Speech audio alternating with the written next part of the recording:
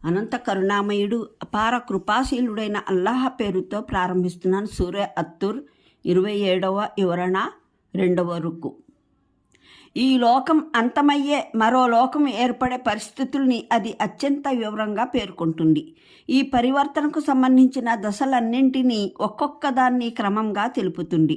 మరో ప్రపంచంలోని పూర్తి చిత్రాన్ని కనుల ముందు చిత్రిస్తుంది. ఆ పైన ఎంతో విశిదంగా అక్కడ మానవుడు మరో జీవితాన్ని ఎలా పొందుతాడో, ఏ విధంగా ప్రాపంచిక జీవితపు ఆచరణల లెక్క చూడటం జరుగుతుందో తెలుపుతుంది. ఇంకా ఏ విషయాలను గురించి అతన్ని ప్రశ్నించడం జరుగుతుందో, ఏ విధంగా కాదనలేని రీతిలో అతని జీవితపు ఆచరణా పత్రాన్ని అతని ముందు ఉంచడం జరుగుతుందో, ఎటువంటి బలమైన సాక్ష్యాధారాలు దాని నిరూపణగా ముందుకు వస్తాయో బోధపరుస్తుంది. అంతేకాక సత్ఫలితమైన శిక్షణైనా పొందేవారు ఏ కారణాల వల్ల వాటిని పొందుతారో, సత్ఫలితం పొందేవారికి ఎటువంటి బహుమానాలు దొరుకుతాయో, శిక్ష పొందేవారు ఏ రూపంలో తమ ఆచరణలకు పర్యవసరాలను అనుభవిస్తారో కూడా వివరిస్తుంది. ఈ విస్తృత విషయాలను ఈ గ్రంథంలో చర్చించిన వదనమంతా ఏదో రచయిత వెనక ముందు కొన్ని పదాలను జోడించి ఊహల కట్టడాన్ని నిర్మిస్తున్నట్లు ఉండదు. దీని రచయిత వాస్తవికతను ప్రత్యక్షంగా ఎరిగినవాడు. ఆయన దృష్టి అనాది నుండి అనంతం వరకు అంతా వీక్షిస్తున్నది. వాస్తవాలన్నీ ఆయనకు గోచరమై ఉన్నాయి. విశ్వమంతా పూర్తిగా ఆయన సమక్షంలో ఒక తెరిచిన పుస్తకంలా కానవస్తుంది. మానవాళి ప్రారంభం నుండి దాని అంతం వరకు మాత్రమే కాదు, అంతం తర్వాత దాని 2వ జీవితం వరకు ఆయన ఒక్క చూపులోనే చూడగలుగుతున్నాడు. ఊహలు, అనుమానాల ఆధారంగా కాదు, జ్ఞానం ఆధారంగా ఆయన మానవునికి మార్గం చూపుతున్నాడు.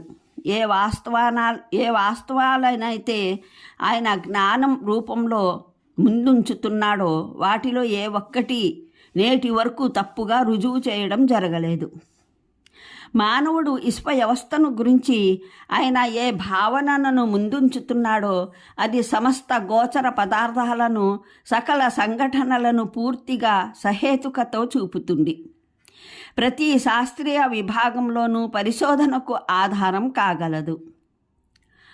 తత్వశాస్త్రం, సైన్సు, సామాజిక శాస్త్రాలు, సకల విద్యల అంతిమ సమస్యలు, సమాధానాలు ఆయన వచనంలో దర్శనమిస్తాయి.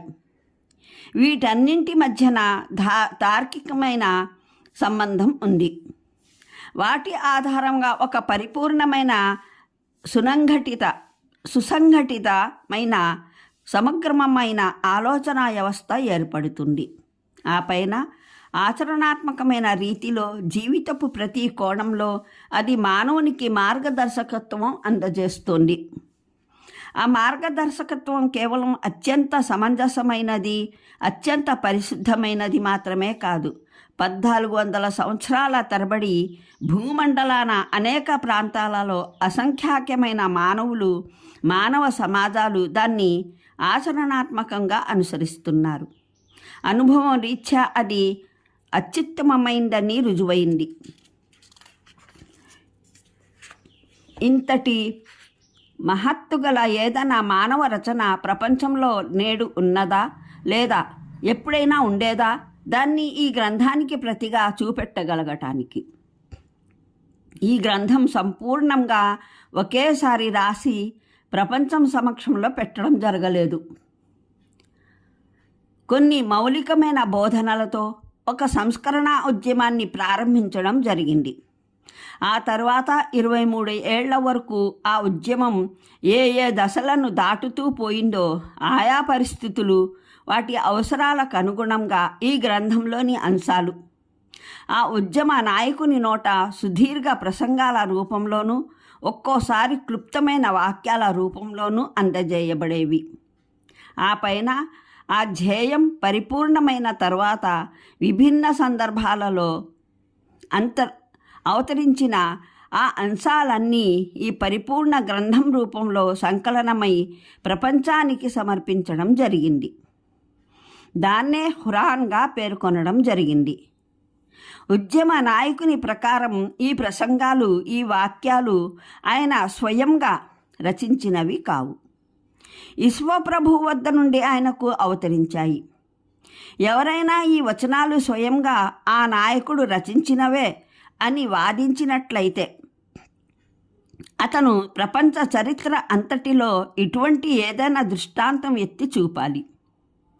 ఒక మానవుడు ఎన్నో ఏండ్ల తరబడి క్రమం తప్పకుండా ఒక సామూహిక ఉద్యమానికి స్వయంగానే మార్గదర్శకత్వం వహిస్తూ ఒక్కోసారి ఒక నైతిక బోధకునిగాను, మరొకసారి ఒక పీడిత సమాజానికి నాయకునిగాను, ఇంకొకసారి ఒక రాజ్యానికి అధినేతగా, ఒక్కో సమయాన యుద్ధం చేస్తున్న సేనకు సేనాపతిగాను, మరొకసారి ఒక విజేతగాను, ఇంకొకసారి శాసన నిర్మాతగాను, శాసనకర్తగాను, అసంఖ్యాకమైన విభిన్న పరిస్థితుల్లో, విభిన్న సందర్భాలలో, అనేకమైన విభిన్న రూపాలలో వివిధ ప్రసంగాలు చేసినట్లు లేదా వివిధ విషయాలు పలికినట్లు ఏదైనా దృష్టాంతముందా?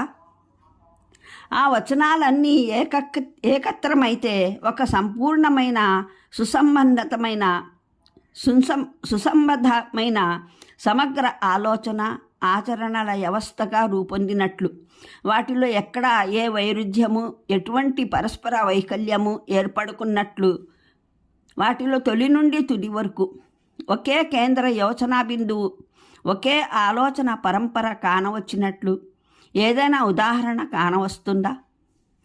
ఈ గ్రంథం తొలి రోజున తన సందేశానికి ఒక ప్రాతిపదికనైతే ప్రకటిస్తుందో, కడ రోజు వరకు ఆ ప్రాతిపదికపైనే విశ్వాసాలు, ఆచరణల ఒక సర్వజనీన వ్యవస్థను రూపొందిస్తూ పోతుంది. అందులోని ప్రతి అంశం ఇతర అంశంతో పరిపూర్ణ సానుకూలత కలిగి ఉంటుంది. ఆ సంకలనాన్ని చదివే ఏ అంతర్దృష్టి గల వ్యక్తి అయినా ఇది గ్రహించకుండా ఉండలేడు. ఉద్యమాన్ని ప్రారంభించే సమయాన ఉద్యమ ప్రేరకుని దృష్టిలో అంతిమ దశ వరకు పూర్తి చిత్రం స్పష్టంగా ఉండేదని, మధ్యలో ఏ దశలోనైనా ఆయన మనస్సులో మునుపే ప్రస్ఫుటం కానీ లేదా తర్వాత మార్చవలసి వచ్చిన ఎటువంటి ఆలోచన అంకురించడం అంటూ ఎన్నడూ జరగలేదని, ఇటువంటి స్థాయి గల మానవుడు ఇటువంటి ఉన్నతమైన మానసిక సృజనాత్మక శక్తిని ప్రదర్శించిన వారు ఎవరైనా ప్రపంచంలో గతించినట్లయితే సూచించడం అవసరం. ఈ ప్రసంగాలు, ఈ వచనాలు ఏ నాయకుని నోట వినిపించేవో ఆయన అకస్మాత్తుగా ఏదో మూల నుండి ఉట్టిపడి వీటిని వినిపించడానికి మాత్రమే ముందుకు రాడు. వీటిని వినిపించిన తర్వాత కూడా ఎక్కడికో మాయమైపోడు. ఆయన ఈ ఉద్యమానికి పూర్వం కూడా మానవ సమాజంలో సజీవ వ్యక్తిగా జీవితం గడిపి ఉంటాడు. ఆ తర్వాత కూడా జీవితపు చివరి గడియ వరకు అనునిత్యం ఆ సమాజంలోనే గడుపుతాడు. అతని మాట, మంతి, ఉపన్యాసాల భాషను గురించి ఆ జనులు బాగా ఎరిగినవారే. హదీసుల్లో వాటి పెద్ద భాగం ఒకటి ఇప్పటికీ భద్రంగా ఉంది. దాన్ని తర్వాత అరబీ భాషావేత్తలు స్వయంగా చదివి అతి సునాయాసంగా ఆ నాయకుని స్వీయ శైలి ఎటువంటిదో గ్రహించగలరు. ఆయన తోటి ప్రజలు, స్వభాషీయులు ఆనాడు స్పష్టంగా గ్రహించారు. నేడు కూడా అరబీ భాషావేత్తలైన వారు గ్రహించగలరు. ఈ గ్రంథం భాష, దాని శైలి ఆ నాయకుని సొంత భాష ఆయన శైలికి పూర్తిగా భిన్నమైందని కడకు ఆయన చేసిన ఏదైనా ప్రసంగంలో ఈ గ్రంథంలోని ఏదైనా వచనాన్ని ఉదాహరించినప్పుడు రెంటి భాషల వ్యత్యాసం పూర్తిగా ప్రస్ఫుటమై కానవస్తుంది. ప్రశ్న ఏమిటంటే, ప్రపంచంలో ఏ మానవుడైనా ఎప్పుడైనా ఇటువంటి అద్భుతాన్ని చూపగలిగాడా లేదా చూపగలడా? ఏళ్ల తరబడి రెండు విభిన్న శైలుల్లో వచనం పలికే శ్రమను పాటిస్తూ ఉండగా ఈ రెండు విభిన్న శైలులు వాస్తవానికి ఒకే వ్యక్తికి చెందినవి అన్న రహస్యం బయటపడకుండా ఉండటం సాధ్యమా? తాత్కాలికంగా ఒక్కొక్క సమయంలో ఇటువంటి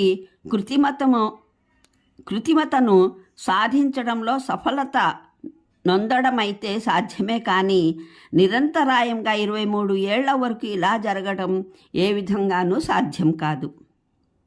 ఒక వ్యక్తి దైవం తరపున వహీ వచ్చినట్లు మాట్లాడినప్పుడు అతని భాషా శైలి వేరుగా ఉండటం, స్వయంగా తన పక్షాన ఏదైనా సంభాషించినప్పుడు లేదా ప్రసంగించినప్పుడు దాని భాషా శైలి పూర్తిగా వేరైనది కావటం